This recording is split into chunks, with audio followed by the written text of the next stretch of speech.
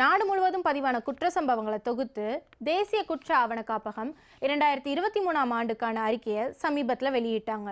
இதில் குறிப்பாக சாதிய வன்கொடுமைகள், குழந்தைகள் மற்றும் பெண்களுக்கு எதிரான குற்றங்கள் உள்ளிட்டவை தொடர்பான புள்ளி விவரங்களும் இடம்பெற்றிருக்கு. தமிழகத்தை பொறுத்த வரைக்கும் திமுக ஆட்சிக்கு வந்த 2021ஆம் ஆண்டுக்கு அப்புறமா அடுத்தடுத்த 3 ஆண்டுகளில் பல குற்ற சம்பவங்கள் அதிகரிச்சிருக்கு அப்படிங்கிறது இந்த அறிக்கையின் மூலம் தெரிய வந்திருக்கு. அந்த வகையில் பெண்களுக்கு எதிரான குற்றங்களை பொறுத்த வரைக்கும் 2021ஆம் ஆண்டில் 8501 இருந்த எண்ணிக்கை 2023ஆம் ஆண்டில் 8943 அதிகரிச்சது. இதே மாதிரி குழந்தைகள் மீதான குற்றங்களை பொறுத்த வரைக்கும் 2021ஆம் ஆண்டில் 6064 இருந்த எண்ணிக்கை 2022ஆம் ஆண்டில் 6580ஆகவும் 2023ஆம் ஆண்டில் 6968ஆகவும் அதிகரிச்சிருக்கு. குறிப்பாக வன்கொடுமைக்குள்ளான குழந்தைகளில் 1406 குழந்தைகள் 12 முதல் 16 வயதுக்கு உட்பட்டவர்கள்னும் 214 குழந்தைகள் 6 முதல் 12 வயதுக்கு உட்பட்டவர்கள்னு குறிப்பிடப்பட்டிருக்கு.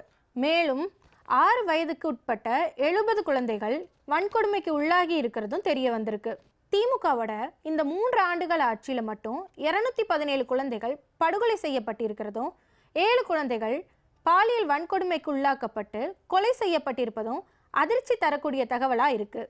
சிறார்கள் மூலம் நிகழக்கூடிய குற்றங்களும் 2021ஆம் ஆண்டு 2212 பதிவான நிலையில் அந்த எண்ணிக்கையும் 2023ஆம் ஆண்டில் மட்டும் 2999 அதிகரிச்சிருக்கிறதா இந்த அறிக்கையில் தெரிவிக்கப்பட்டிருக்கு.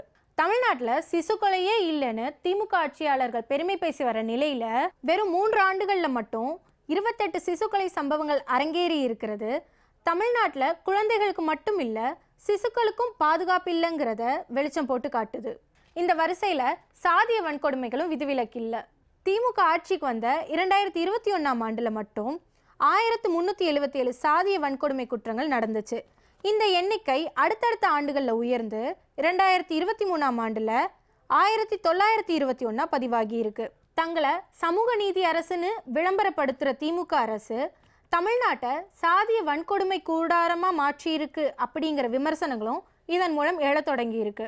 மொத்தத்தில் திமுக ஆட்சியில் தமிழ்நாடு மிக மோசமான நிலைக்கு தள்ளப்பட்டிருக்கு அப்படிங்கிறதையே தேசிய குற்ற ஆவண காப்பக அறிக்கை சொல்லக்கூடிய விஷயமா இருக்கு.